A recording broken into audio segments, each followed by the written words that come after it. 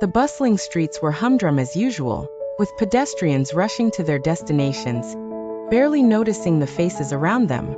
The sky was slightly overcast, hinting at an imminent rain that would soon drench the bustling cityscape.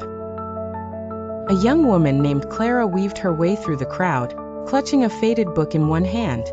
She wore a pair of bright blue sneakers that squeaked faintly with each step.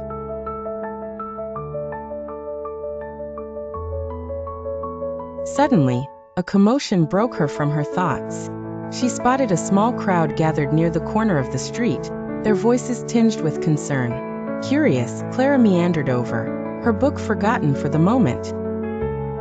In the middle of the small gathering stood an elderly woman with silver hair, leaning heavily on a walking cane. Her feet were bare and red from the cold pavement, and the shoes she carried in her hand were torn beyond repair. Her eyes expressed both humility and frustration.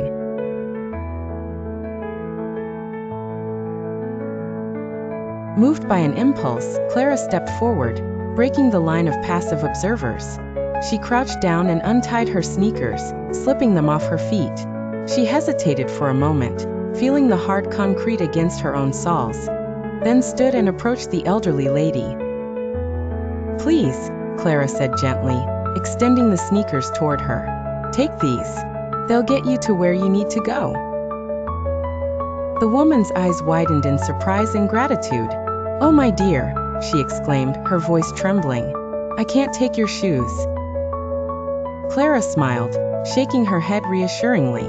"It's all right, they just make my feet squeak anyway," she joked lightly. "Besides, I probably read too much while walking. It's a good excuse for me to slow down."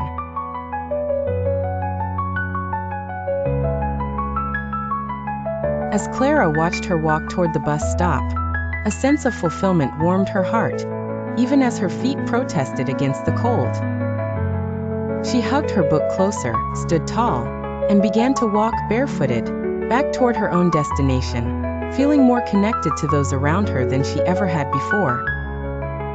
The incident, although minor, was a powerful reminder of humanity's innate kindness often hidden beneath layers of busyness and indifference.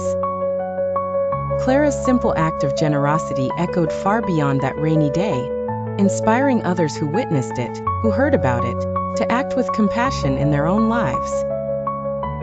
Shoeless yet imbued with purpose, Clara continued her journey, knowing that sometimes the smallest gestures make the greatest difference, and in giving away her shoes, she had gained something far more valuable.